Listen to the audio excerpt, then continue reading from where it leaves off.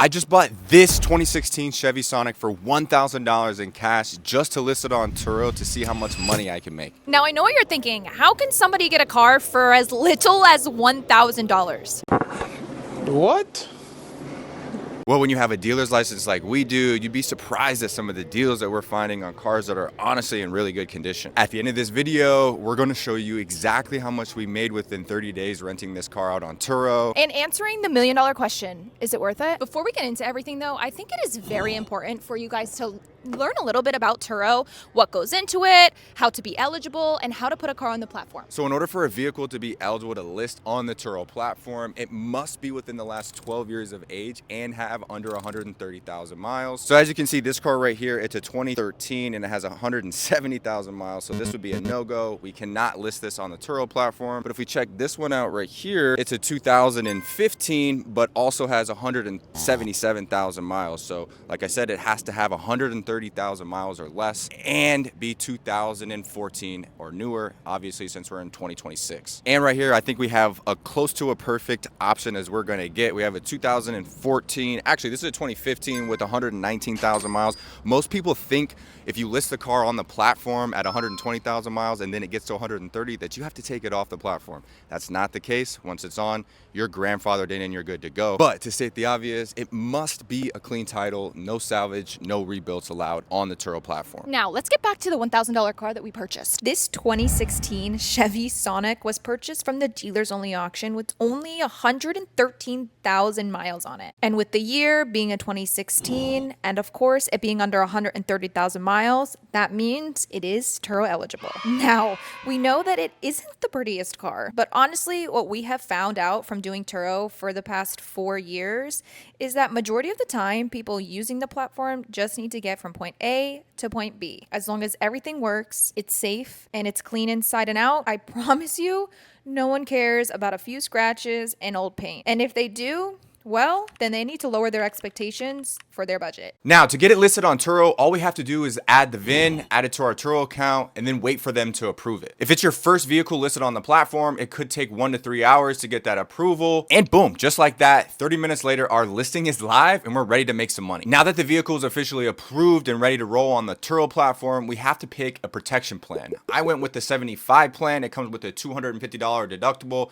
and I get 75% of my daily rate. After setting the protection plan, we do have to set our prices on the vehicle as well as take photos for the listing. Definitely make sure to have a good background on your vehicle. We live by the beach, so just placing the vehicle in front of the beach, snapping photos around the car. Obviously, being in South Florida, we're blessed to have the beach, but if you don't have the beach, there is something in your area or your town that has a beautiful backdrop, and you can use that for photos of your vehicle. The point is, you get one chance for somebody to book your vehicle. Why not make it look as appealing as possible? Now that we have our listing photos, we've chosen our protection plan, it's time to choose the pricing. This is super important. If you have it way too high, you'll never get a booking. And if you're way too low, you'll miss out on thousands and hundreds of dollars every single month. So for me, I just checked the local market to see what the cheapest possible price was for somebody to book a vehicle, an economy vehicle for that matter, and I beat the price by $3. And the last thing that you want with a vehicle on the Turo platform is your car sitting. So the faster you figure out what prices actually work and not stick on one random price that worked on your first trip, this is the key to getting maximized every single month. So minus the time that it took for our vehicle to get approved by Turo, it took maybe 10 minutes to get the vehicle officially listed. And now that it's live, all we have to do is wait for our very first booking. So it's been about 4 hours since the listing has been live, and we just got our very first booking.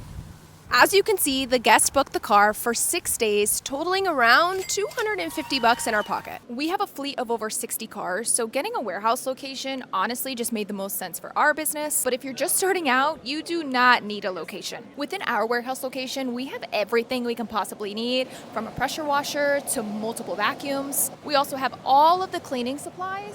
And us personally, we do all mechanical work in-house. Once we finish cleaning the car, now it is time to take pre-trip photos. If you can take one thing away from this video, please take this.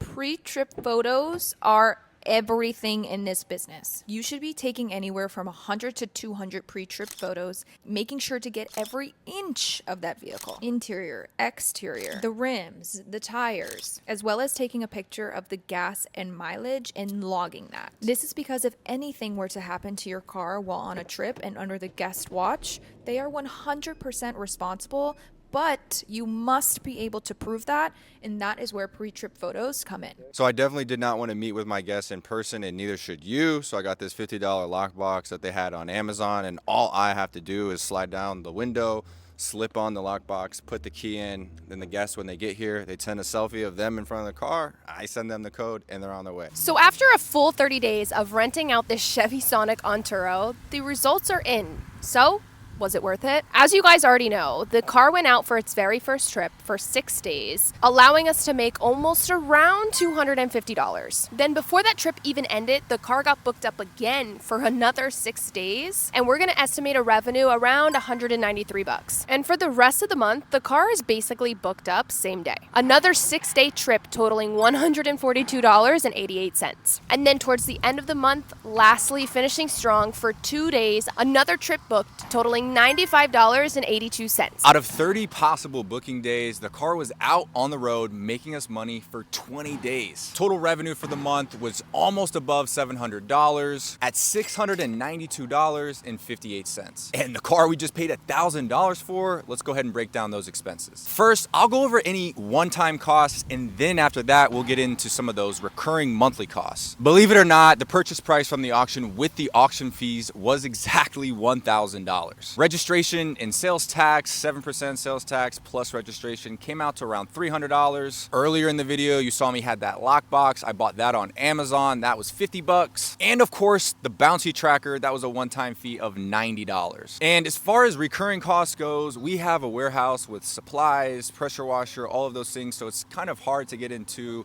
an average or an estimated cost for all of that. But you guys, if you're just starting out, you can just get a monthly car wash subscription. That is a for sure cost. Should cost you around $25 every single month. Turo has a partner for insurance. It's called Tint. We just went with Tint. That came out to $55 per month. For the internet service, for the bouncy, that's around $8 per month. And I already know what you guys are going to be thinking down below in the comments. What about maintenance? How do we set money aside for that? Because it will happen in the future. We can go ahead and budget around $500 for the mount, balance, and the tires themselves, and somewhere around $300 for brakes. So if we do that once per year each, average that out to around 12 months, it's about $67 per month that we set aside for maintenance costs. In this business, oil changes will come up about every other month. So if it costs us about $60 per oil change, divide that by 2, $30 per month set aside for our oil change fund. All in, month one with our one-time and our reoccurring expenses, $440 in one-time costs, $169 in those reoccurring costs that will come every single month, for a grand total of $609 for our month one total expenses to get this car out on the road,